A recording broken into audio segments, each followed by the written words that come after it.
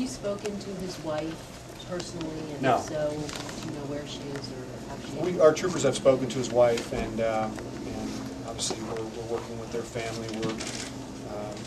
We're working with the Amish families of the children that were killed today. How many children does he have? 3. What are their ages?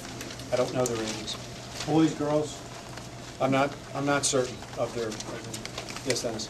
Are you confident, as you looked at the analysis, the police handled it the way they should have handled it? Did this go properly? I'm very confident. I mean, our troopers got here within 9 minutes. We were fortunate to have as much information as we did from the teacher. The troopers immediately did what they're trained to do, which is establish a perimeter and immediately try to establish contact with a suspect. Many times, if you can talk to a suspect, you can prevent the kind of carnage that we saw today. Obviously, it didn't work out that way today, and unfortunately, we didn't have enough time to really launch a full-scale assault because we were still trying to hail him when we got word, and by the time we got word and were able to try to relay it to the perimeter, he was already shooting. So our people are running towards the building now, and actually he did fire at some of our troopers because as they were responding, he was firing out of the building. He actually shot out a back window to his truck and another window to the truck he was using as our people were responding. And so they didn't realize that he then turned the gun on himself. Were all the girls bound up?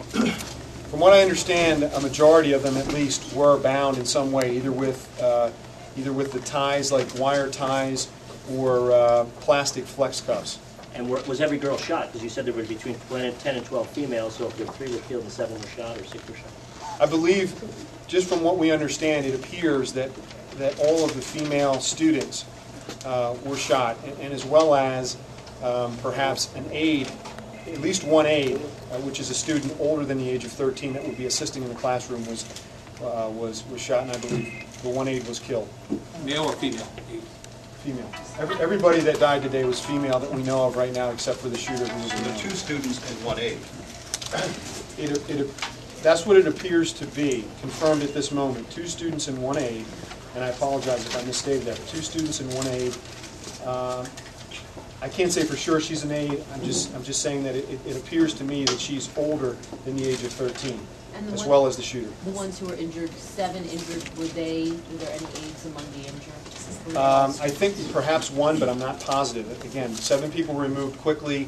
We had some were flown out of here. I think 2 were taken out by ambulance. Some were flown out of here, and we don't know the extent of their injuries, but we do know that some of them had gunshot wounds to the head. So obviously, it's a very serious situation. Let's talk about how the teacher, how did she reach a phone? Obviously, there's no telephones in this schoolhouse. Did she have a cell phone? Did she go to a neighbor's? What was that? You know, I'm not sure if she. I think she went to a residence, but I'm not certain if she ran.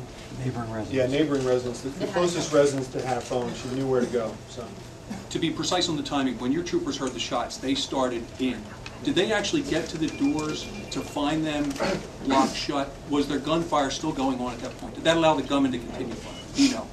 I don't believe so. From what we know right now, I believe that when they encountered the doors, at the time he was firing at them as they started their assault, but he was then at some point. I mean, they heard rapid fire, multiple shots, and at some point the shooting stopped, commensurate with the time that they're trying to get in, somewhere around there. I'm not exactly sure, but they realized they couldn't breach the doors. Obviously, they didn't know if he was secreted against a wall, if he was, taking up a position of defense in there to fire back at them again. So they're trying to get in, but also know where he is. It wasn't until they broke one of the windows on one of the sides that they were able to see him face down, and the shotgun was next to him, handgun was with him as well.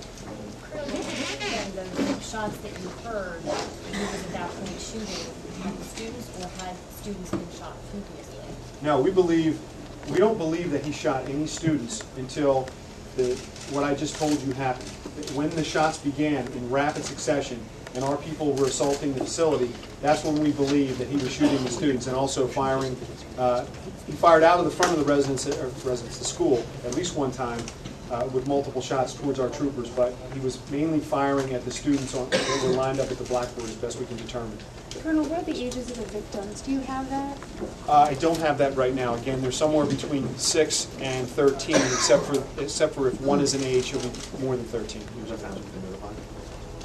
Yes, the families have been notified. From what I understand, we're with them now. Well, Colonel, that on the age timing, you said the police arrived here at 10:45. Do you know how long it was before the shots actually began, approximately?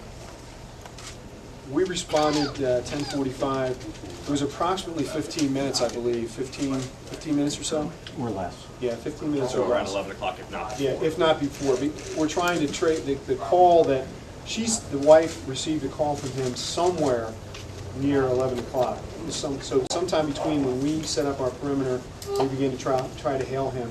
I can tell you from the time our troopers were made aware on the dispatch that he had told the 911 center that if the troopers don't leave, he would begin to shoot students in 10 seconds.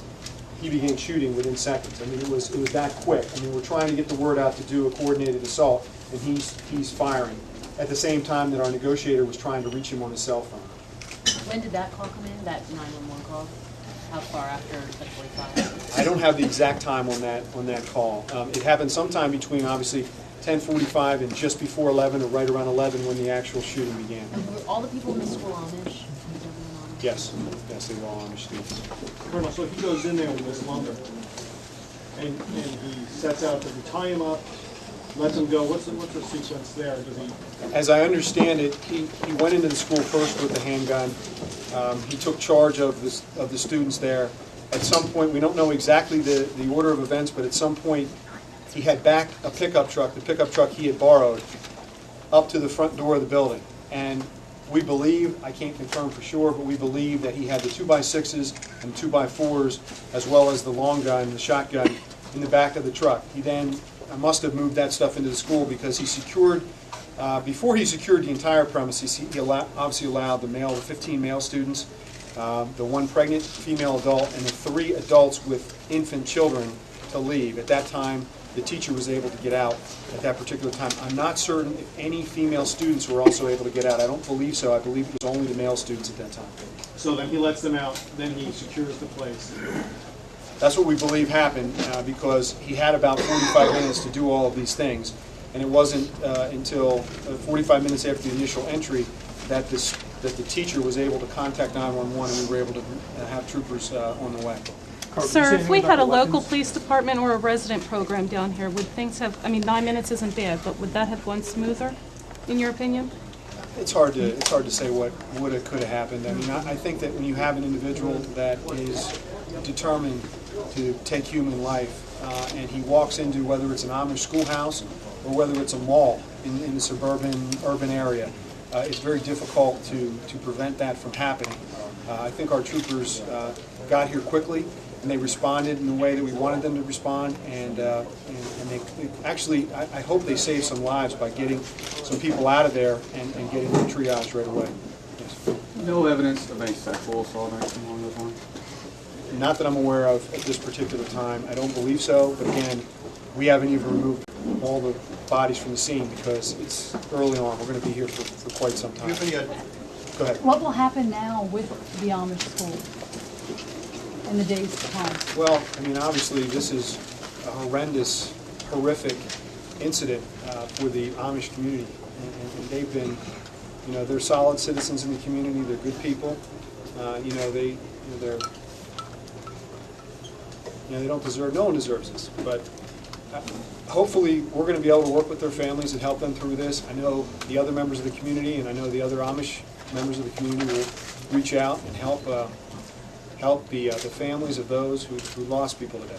Was there any extra ammunition, or like was he armed for battle, or just didn't have? Well, I don't know exactly how much ammunition he had, but obviously he had enough ammunition to lay down a lot of firepower in a short period of time. You don't know how many shots were fired? I don't know how many shots were. Again, I mean, we haven't even removed all the bodies. We haven't even removed him at this point. I mean, as we get further on in the investigation, we'll know the answers to those questions just then.